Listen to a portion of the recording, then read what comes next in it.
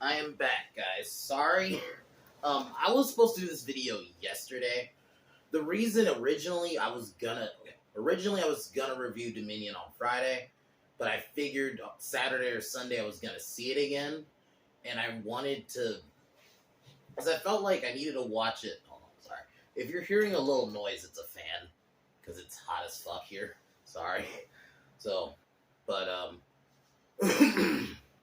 I wanted to at least watch the film twice before I review it. I figured it makes more sense just pushing it anyway, just because we're gonna review it and watch it again anyway. But I couldn't get to the theater either Saturday or Sunday, so I ended up seeing it today. So we're gonna do my Dominion review, and then right after this video, I'm gonna do another video where I'm gonna review another Nicolas Cage movie, Gone in 60 Seconds, but I'm gonna do that later. But Jurassic World Dominion. This will be all spoilers, pretty much. Okay, this movie, I really wanted to love it. I will still. I guess this will overall be a positive in a sense. I didn't hate it, but my God, okay. After a second viewing, I have issues with this movie. I don't hate it, and I don't love it either, though. That is the sad part. And the story just isn't good on an objective level.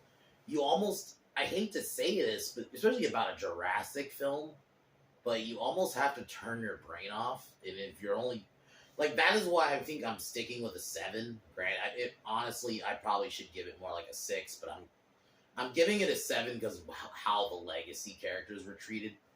And the Dino Carnage. There was some fun Dino Carnage in there, so. But man, there are some story issues. I think the biggest problem, one, they should not have. I don't understand why. Because I remember before this movie even came out, they were marketing it oh, this is going to be the longest Jurassic movie. They said they had 6 hours of footage. So I was thinking this movie might be 3 hours. No, they didn't even fully commit to the 3 hours. They decided, let's cut it to 2.5. I think it was about 2.5, a bit under that. But it's why? I think that really hurt the film because the pacing's off, especially in the beginning. I think it's not as bad when you get to the second and third act, but that first act, man, it just jumps. And even the way it opens, and that goes to my other gripe. They cut out the prologue that they released months ago, where you saw the Giganotosaurus and the T-Rex fight in the opening, and then you have the second, which I truly believe was originally going to be the actual opening of the movie, was the T-Rex attacking the theater, which I hated that they cut it. I actually wanted to see that. I thought that would have been a cool T-Rex kind of opening, because Fallen Kingdom or not, in my view, it's the best opening in the entire franchise. And we could have had a cool opening again, and then they just, I don't know why they cut it, because it just awkwardly opens. But I guess we'll get to what I liked first, before I go into the actual movie. I really like the legacy characters is easily the biggest positive. I really love how they were done in this movie. And even from the jump, I love how Colin Trevorrow really went out of his way to say, no, they're not just here for one scene or they show up for, no, they're there the whole movie. And it's from the jump, really. Ellie Sattler is introduced 15 minutes in, about, it's pretty early, and then they introduce Alan, and unlike in Jurassic Park 3, it actually feels like Sam Neill gave a shit this time around. He didn't phone it in I felt like he did in Jurassic Park 3. He actually, and Ian Malcolm was great. They were all great, and within the first, they brought them together. Even though there's parts of the film I feel like Ian kind of disappears, they at least almost want to. It's almost like Colin Trevorrow wanted. It's a fuck you to Star Wars, because it was you know what, Disney, this is how you do it. We're gonna bring all these characters together immediately. And Alan and Ellie still have chemistry. The moment they were on screen, the chemistry was natural.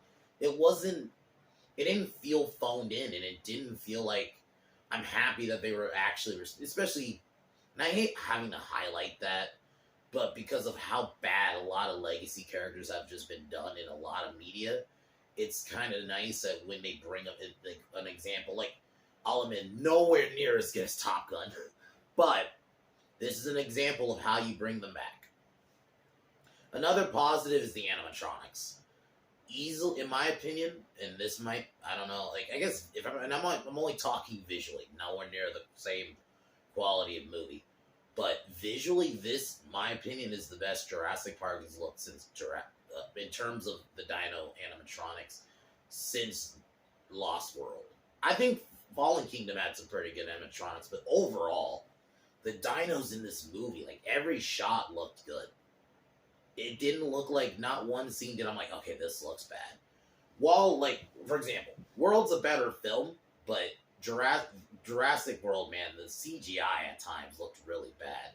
The dinos in this looked really good. Like, I'm happy that they brought back the animatronics and just seeing the behind the scenes stuff. And you're actually, there's, like, the Giganotosaurus is an actual animatronic, like a big scale animatronic. Like, it brings me back to the first two movies.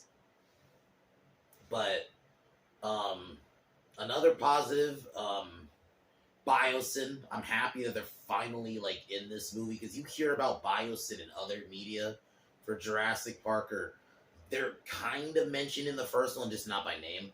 So it is fucking awesome to finally see them brought in. And Dodson was great, and I'm happy they didn't go over the top villain with him like they did with Mills. Like, he was just kind of like, he had his own agenda, but he wasn't an over the top villain. But anyway, I don't want to go too into negatives, because I want to do that while I go throughout the story. But I guess one negative, the Giga was wasted. I was so disappointed. Like, the Giganotosaurus is one of those dinosaurs that I've been, like, you know, I've been a big dino fan, and they're, like, the Giganotosaurus is this big predator that, yeah, it's bigger than a T-Rex, that I've always wanted to see finally in Jurassic Park. Like, it's been in other media, and to finally see in the movie, and the design looks awesome. I really dig the look. It has no effect on this movie. You only see it a handful of times. It doesn't even kill anybody, and its death is so shit. I was so disappointed. I was hoping this was gonna be like the Indominus, in the sense that it was gonna have, like, you felt the Indominus's presence that whole film of Jurassic World, really, once you saw it. I was hoping we were going to get something like that in this. Nope. It has no, like, effect at all. And it's like, if I was a kid, I would not even want to buy a toy from it. I'd be like, why? I'd only say, I feel like if you're a kid and you would only buy the toy just because it looks cool. It does nothing in the movie. I can't even say a cool scene, like, anyway, I'm so disappointed. This also just isn't a conclusion. I will not tell you this is a good conclusion at all. It doesn't feel like this is a franchise ender, and I'm really kind of disappointed that they marketed it like it was, because it wasn't. I don't feel any finality from this. I just feel like this is just like another Jurassic film. It doesn't feel like, there's no finality feeling to it. And I gotta agree with some people who I was seeing some comments. There should have been a death. I'm not one who usually calls for, like, a death like that, but yeah, somebody should have died. I was kind of disappointed because it was like Plot Armor City, man. I'm like, no one died. It was pretty bad. It's like, not one person died. And the deaths are pretty weak. I can't even name a death, really, that I remember. But anyway, I'm going to get started on the plot. But yeah, I guess overall, I'm going to give it a 7. But honestly, this movie maybe really doesn't deserve a 7. It probably deserves more like a 6.5 to a 6. But the way the legacy characters were respected, I had fun with it. And I don't feel like it destroyed the franchise. So I can... But yeah... Okay, I'm going to be honest. I'm giving it a 6.5. I can't give it a 7. I think even that's a bit high, because the story just isn't there. It doesn't warrant a 7. So I'm going to give it a 6.5. I would still watch it again, but is nowhere near the best Jurassic film. And I was really hoping, and I guess my fucking um, expectations were too high, but I wanted this to be like almost up there with the original two films, Jurassic Park, the original film, and Lost World. And oh, well, it didn't. It was nowhere near there. I would say it's as good as Jurassic World's a better story, but I can put it in that same kind of. All right, but yeah, guys. Other videos throughout the week I'll talk about later in the video, but yeah, I'm gonna cheers and we're gonna kick off this review.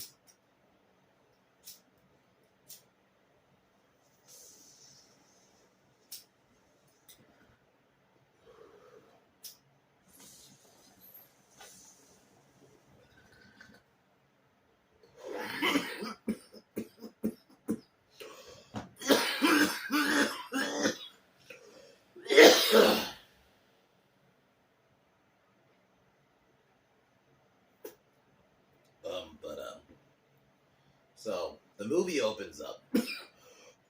Like I mentioned, it just awkwardly opens up. It kind of gives you like a brief, kind of like the dinos are now living amongst the modern world. You know what? I guess we could talk about another gripe. It might be, besides the Giganotosaurus, how that was handled.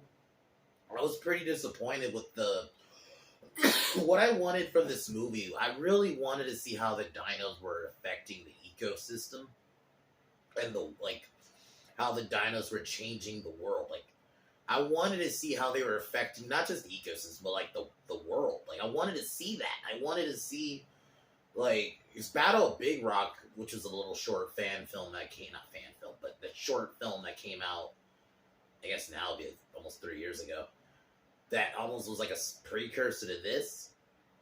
The way they were setting that set up, I was hoping this film was going to be, and it wasn't. We get a little bit of that in the beginning, but it's very quick. It's almost like a montage, almost like, oh, here's the Mosasaur attacking a boat. Here's some of the footage that they played in the Battle of Big Rock.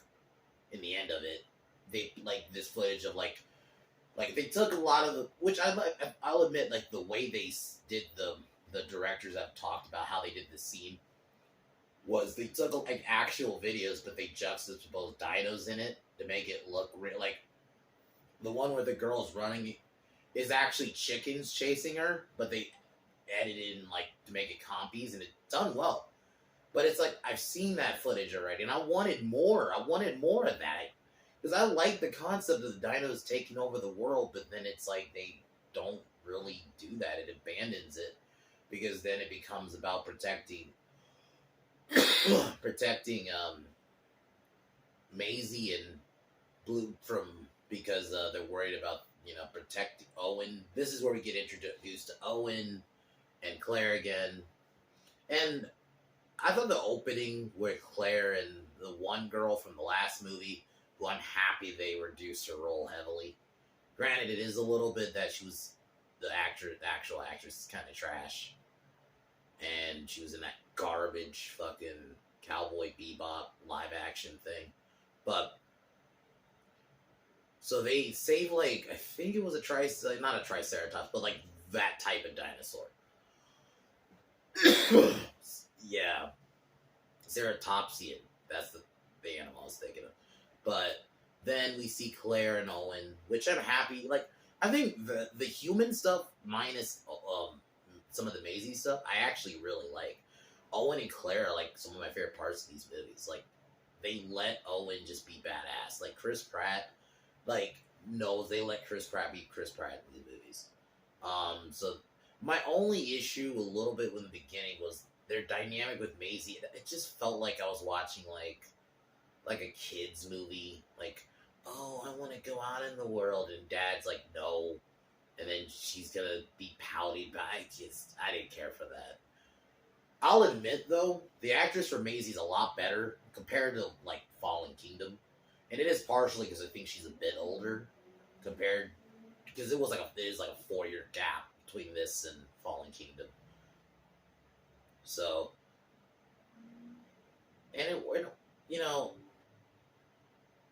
I just wish I wanted more of that. I wanted more of the dinos on the ecosystem, and I just feel like they just kind of overlook it to get to this Maisie plot. And then while this is happening, Biosyn employees are like scouting her because they're gonna kidnap her because they want her. And this is where we're introduced to Blue's baby, which I'm not a fan of either. But I will say this: they did not make Blue's baby like they didn't do it like I was fearing there was gonna be like a Baby Yoda thing, and you're gonna see it throughout the film. But no, you only see Beta. I think that's the name. Um, you only see it a couple of times in the movie, so I was actually okay with that. Watching it, it was they didn't like Baby Yoda and have it be that they're watching Baby Blue the whole time. That would have kind of bothered me. So I'm happy they didn't go that route this time around. But then we're reintroduced to not Ian Malcolm, Ellie Sattler first. Then she goes to meet Alan, and that scene was awesome. And I'm happy the way the legacy characters were treated, because pretty much after this, they were all brought together immediately. Ian Malcolm now works for Biosyn, who I'm happy that Biosyn's finally a part of these movies. Because how many times they get mentioned in so many other media, and we've never actually seen them in a movie. To actually finally see them is pretty cool. And I thought Dodson was pretty good. They didn't, like I mentioned, they didn't go overly convoluted with him as a villain. Because, my God, Mills, especially rewatching it, maybe it didn't bother me at the time, but rewatching Fallen Kingdom, Mills is so over the top. It's like an over the top bad guy. It's like he's not even like written like a real person. Dodson at least feels like a real person in this. And it's cool seeing him in this. And I thought he played it pretty well. Then, and even to the point, like, yeah, Ellie and Alan get their own subplot. Like, they're actually a big part of the story. It's not a bait and switch. It's not nostalgia bait either, where they're just there to get a cheap pop. They're there for the whole movie, really. Pretty much from this point on. Ian does kind of disappear for a bit, but Ellie and Alan have their own little subplot going. Like, and I'm actually happy about that. I was like, oh shit, they actually letting them have their own story. It doesn't just feel like they're actually part of the story. Like, their little story is they're trying to find legal stuff Biosyn's doing. And the other part of the story, which is another one I didn't like, there's these locusts that were artificially made. I'm just going to spoil that part. By Dr. Wu and Biosyn, because Biosyn wanted to be like the main honcho for dinosaurs and stuff. This locust subplot was so stupid. It just felt so tacked on. It would have been one thing if these locusts had been mentioned. I guess there's some kind of prehistoric locust that can cause damage, that can like cause fires and stuff. And I think if it had been a minor part of the story, it wouldn't bother me. Or it wouldn't bother me either if they at least had gotten mentioned in the other films. But they didn't. It just feels thrown in there. What the fuck, Locust? Where's this coming from? It just like felt so out of nowhere. It didn't. It just. I think if maybe I would be fine with this plot if it was like a minor, if it was a subplot. I think that was the other problem with this movie. It's too many subplots going on and it's too many moving parts. And I think if you're gonna have all these moving parts, it should have been 3 hours. You should have just squeezed in an extra 30 minutes. And maybe the pacing would have been better. And I have a feeling there's a longer cut out there. Like, I have a feeling there is. Like, maybe the director's cut, or not a director's cut, but like an extended cut when the film comes out on home media. Because, but it's like, why not just release it? I would have been down to watch a 3-hour Jurassic film. I think if they had, you should have had far more time. I think the problem is, it was almost like they wanted to get so much in, but still only keep it at 2.5 hours. I don't know.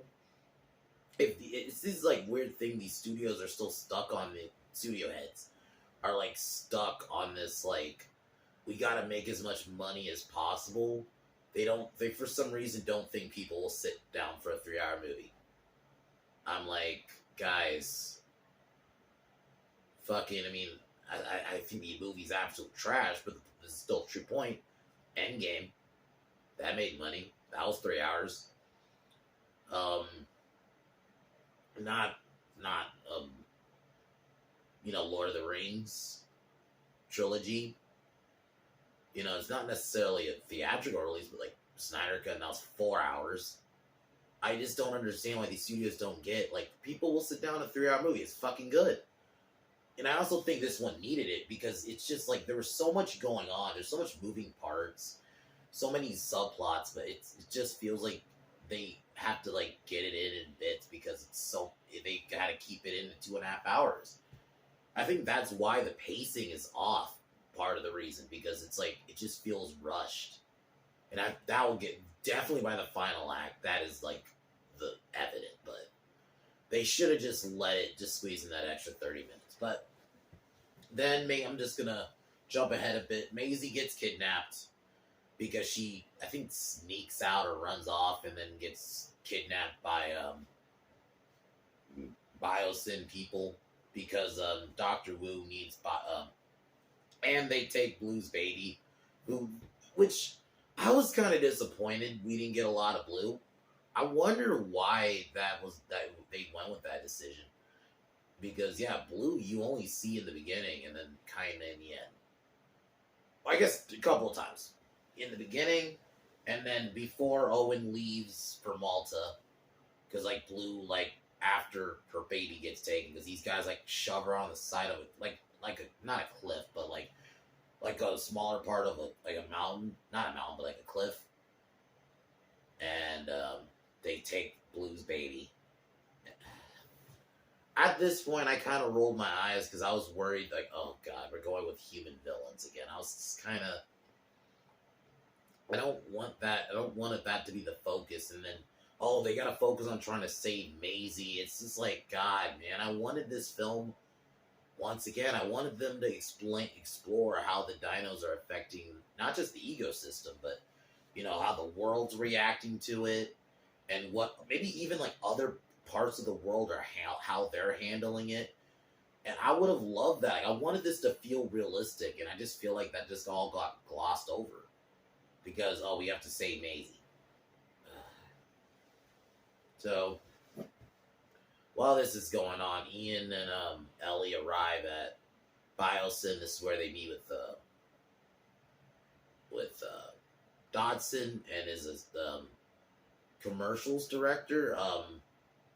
What's that dude's name? Kind of forgot. He's like one of the new characters, but he secretly is working with Ellie and Alan and like getting them access to like hyperloops and stuff because they're trying to find the illegal stuff Biosyn are into. I think the new characters are okay. And the one character I was actually worried about, I think her name. Fuck, I just saw her name and I fucking forgot. I'm just gonna say I hate to be that guy. I'm just gonna say Black Chick. I had her name in my mind and it just fucking went away. But then I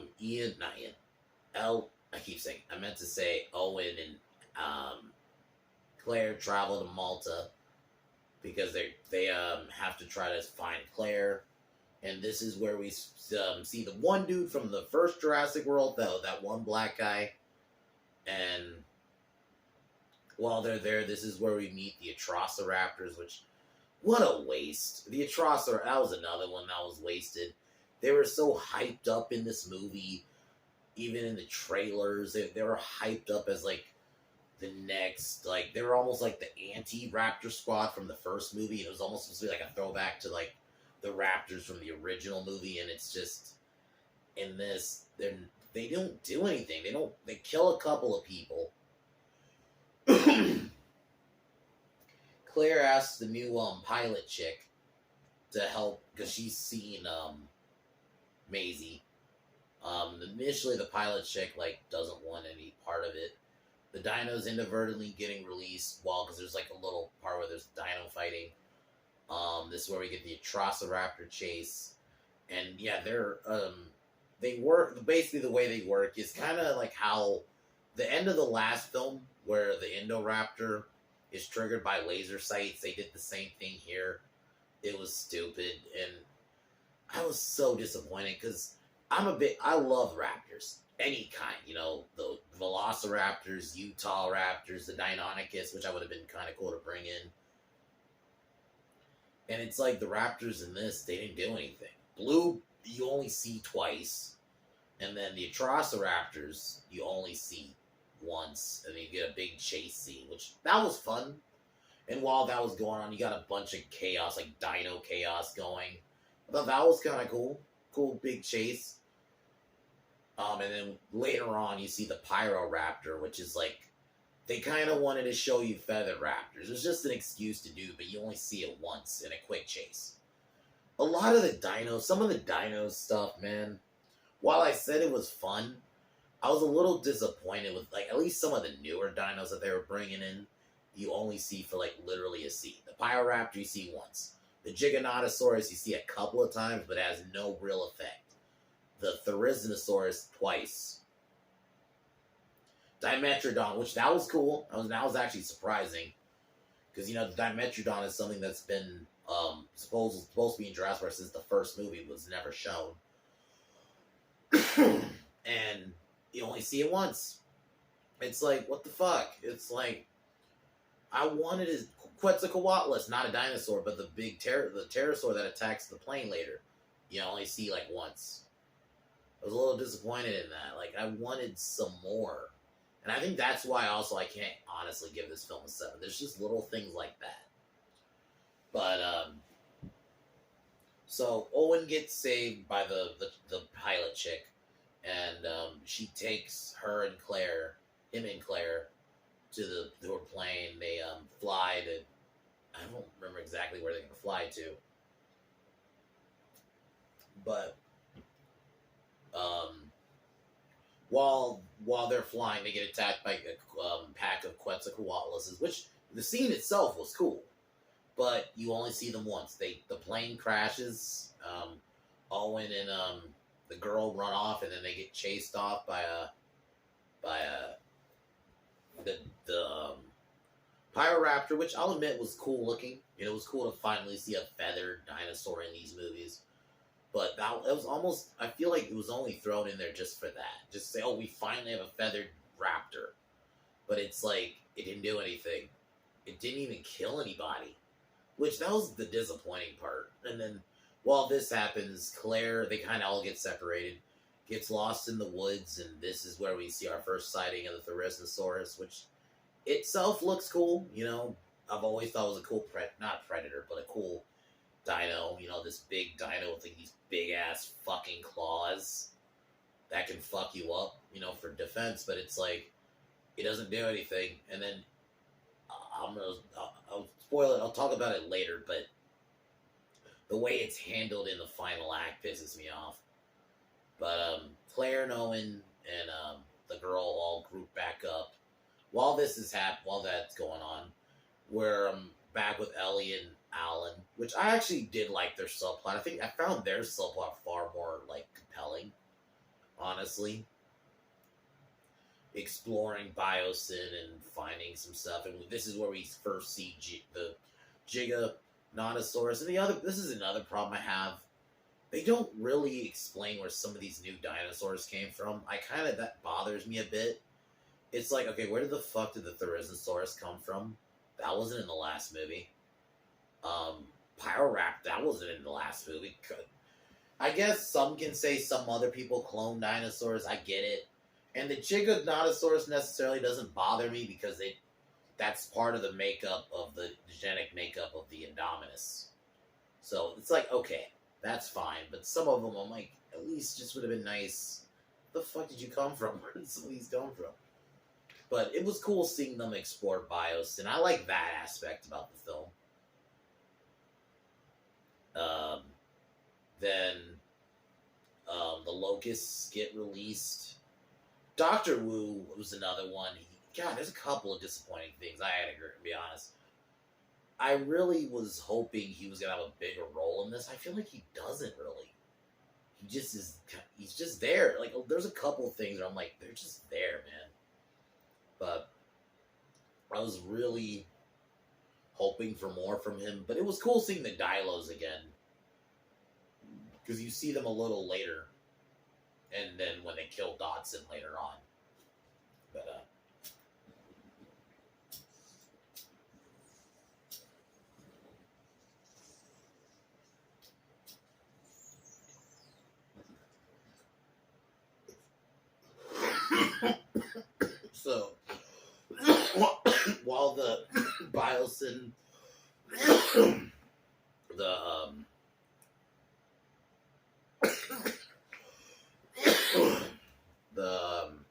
locust escaping causes, like, havoc.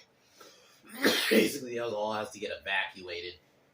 This is where we get the Dimetrodon attack, and kind of basically where everyone kind of now all kind of meets up. Ian gets fired from Biosyn. Then Dotson is heading for the Hyperloop to go away with some embryos. And I'll admit his death was executed pretty well. Oh god, the one scene that really triggered me, or partially triggered me, was, I think it was Owen and the girl, and I think and Claire, maybe Claire was there. We're in the woods, and this is where we basically get our first look of Rex, the Rexy, what some people call it, and from the first film, eating a deer. And then the Giganotosaurus shows up, and this is how it's introduced, and it punks out the Rex. Why did they do that? And I get it, you wanted just almost this to be like what showed there was a rivalry, but it's like, this is why you shouldn't have cut the goddamn prologue out. That would have been far more of a context, and I thought this was a stupid way to, just in general, this was a stupid fucking way to introduce the Giganotosaurus. You know how you should have done it? Instead of it being a T-Rex, it should have been like a Carnotaurus, or an Allosaurus trying to eat a deer, and the Giga just fucks it up, like, instantly. Like, it just, like, bites down and picks it up. And that could have been a far more better introduction, because the Giga has no presence, man. It's like, whatever you think of the Indominus, because